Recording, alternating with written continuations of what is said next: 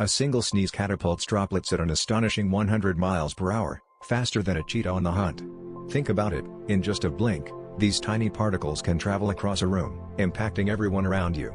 As you navigate your daily interactions, from crowded buses to bustling offices, each sneeze becomes a high-speed event, a microscopic race that can spread more than just a quick chill. This high-velocity burst, capable of reaching over 20 feet, highlights the invisible dynamics of our social spaces, urging us to reconsider personal space and the simple act of covering our mouths. Next time someone sneezes, remember, it's not just a sound, it's a high-speed phenomenon that redefines how we connect and protect ourselves in shared environments. So, how will you shield yourself against this rapid-fire sneeze attack?